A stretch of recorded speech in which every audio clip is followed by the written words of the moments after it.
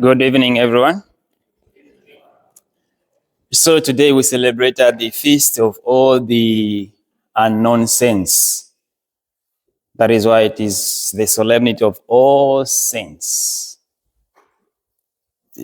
There are no distinctions in what we celebrate today. It's all saints, implying that holiness has no limit or sainthood has no distinction. So those we are celebrating today, there isn't a difference with the saints, the canonized ones. The canonized ones, we can say they are the lucky ones because, it's a process. It's a process. And out of how many Catholics do we have worldwide, I think it doesn't even get to the half of the Catholics, to the canonized saints that we have in the church. Believe you me, there are a lot of numerous men and women, good people, who died, but they are not recognized today. Not because they are not holy, not because they don't qualify, but it's because they are not known. And some of these families and people, probably they are coming from the poor families whereby to start the process of canonization, it's not easy. Because first of all, you need to have a candidate. And for you to have a candidate, you need to have connections. Who's going to take your information to the bishops? How are they going to start the process? So we have a lot of families, they just let it go, say, it's okay, just God will take care of this. Because just to get the process of being canonized, there are a lot of documentations and legal fees that are supposed to be paid, almost like 500,000 euros. So imagine it's almost like $500,000. And who's going to get $500,000? Okay, I'm going to canonize my mom, and yet you are renting. You will say, no, I'm going to use this money for other things. My mom, God will take care of her. Because of the process. So those are all those people that today, my brothers and sisters, we are celebrating. And most often, sometimes we tend to forget our own saints, our own grandmothers, our own mothers. We tend to forget them. And so what we all know is, I'm going to put the mass intention for my grandmother, even though I know that this woman, she was a great woman. But I don't know why sometimes we are not encouraged to say, today I'm going to ask for the intercession of Saint Martha or Saint Mary, my mother, to intercede for me before God because she's a great woman. Sometimes we don't, but would rather think of other saints that we read about, that we have heard some good news about, but we forget about our own saints with whom we lived, we shared meals, and we discussed. And the most horrible thing is that sometimes people, they attach the evil things to those family members who have died. Sometimes you dream bad, you have a bad dream, and then something comes up and this is my grandmother. I know she has come to defeat, or she has come to kill me. So sometimes we have a bad name towards those family members who have died, and we tag them as evil. They come to destroy us. But we forget that if somebody was unable to destroy you when they were alive, how can they destroy you when they are dead? They can't. But rather, we have to reconsider them as holy people. Imagine the sacrifice of the mothers. Imagine the sacrifices of our parents. That is what I was saying in the last Sunday. I was saying, sometimes you parents, you are sacrificing yourself, working so hard so that you may be able to pay bills. No, it's not because you love your children, but it's because you know that it's my responsibility to take care of these kids.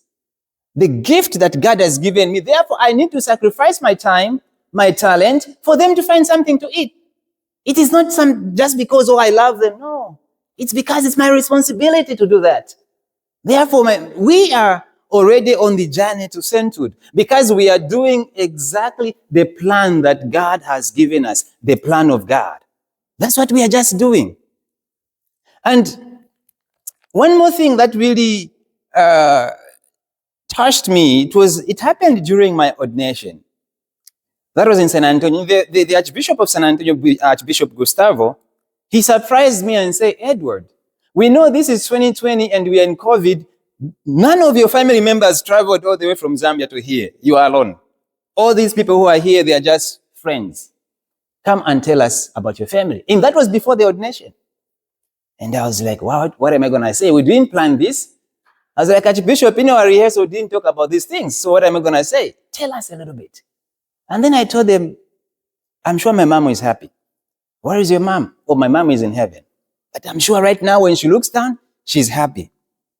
And she's a saint for me. Because she has a gift, and the gift is me today now, he's going to be ordained as a priest. And then the Archbishop asked me another question. But who gave you, if your mom died when you were young, who gave you the faith, the Catholic faith? Who taught you this faith? I told her, Archbishop's my grandmother. My grandmother taught me this faith. Because with my grandmother, going to church was not an optional, but it was an obligation. With my grandmother kneeling down, praying, it was not something that you have to negotiate, you have to do it every day. We prayed all the Catholic prayers. Before even I went to join the classes for faith formation, we were doing all those prayers from home. Sometimes the prayers, they become too long that you fell asleep, you wake up, you're already on your bed. My grandmother was still there kneeling down praying. And you discover that with that faith, we did not just inherit it because we were going for the catechetical lessons at church, but it's because this woman, she was there teaching us on how to be good Catholics. And then something happened when I told my grandmother I'm going to become a priest. Things went sour that I wanted to quit. But this lady kept on telling me, no, you cannot quit because God has chosen you to become a priest. You're going to go back there. So when I look back in my life, there are a lot of things that were happening in this Catholic faith that I inherited, not because I wanted to, but because there was this woman who was forcing me to do it. Even becoming an altar server with my grandmother, I remember one day I was telling her, no, she was like, you have to become a mass server. Go and serve. Go and help Father. Father is alone there. I was like, but Granny, I cannot. You have to do it. And then I'm like, today, how are we as mothers? How are we inculcating this faith in the lives of our kids? One time I was asking one of the mothers there, I say, I need your daughters and your sons to be altar servers in the church. And then this mother said, Father, I will ask him if he wants. You cannot ask. We have the duty to inculcate our Catholic faith in the lives of our children. But sometimes we parents nowadays, we are afraid of our own kids.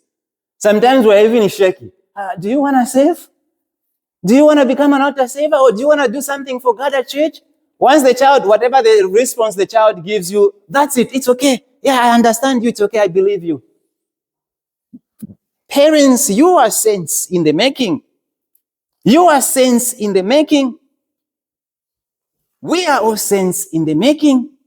And so we have to reap those fruits right here on earth. That is why the second reading, it's really very beautiful because it tells us that at that time, we will see God the way he really is, implying that right now we have to endure sufferings. We have to endure those painful moments we have to go through for us, in order for us to see God the way he really is. And finally, there is a story of two boys. These two young men, they were given crosses, the bigger crosses. So as they were walking with the crosses, and then the instructions were, don't cut your cross because you will use it to cross over to the other side when you reach your destination. So the other one was really struggling with the cross. It was very heavy, falling down, standing up, he really suffered. And then the other one he thought he was very smart. He kept on cutting his cross. Because it's very heavy, he cuts it off. But the moment they reached the destination, they discovered that there was a very big river there. In order to cross to the other side, you have to put your cross to the other side, and then you pass through your cross, you get to your destination. Now imagine the one who was cutting his cross. What happened when he he reached there. He was almost there, but he couldn't taste the promised land because he was so lazy. And these are the Christians that we're having today. We are too lazy, my brothers, to carry our crosses. We give up so early. We give up so easily. These saints we are celebrating today, they were not different like that. They were not different like us. They were men and women in blood like ourselves, suffering. They were feeling the pains, but they didn't give up. They suffered. They were sinners, but they kept on struggling hard in all those temptations and everything. They were just strong, like they kept on moving forward until they get to their destinations. Today, we are celebrating them. I just want you to imagine the glory that is in heaven. I just want you to imagine the throne that is in heaven. I just want you to imagine those 1,044 people who were mentioned in the readings today. Just imagine those people, that multitude of people there in the throne of God, and put yourself there. And if you put yourself there, how is your cross? Is your cross chopped off, or your cross is as sealed as the way God has given it to you? Let us not give up. Let us encourage one another. May God bless us all. Amen.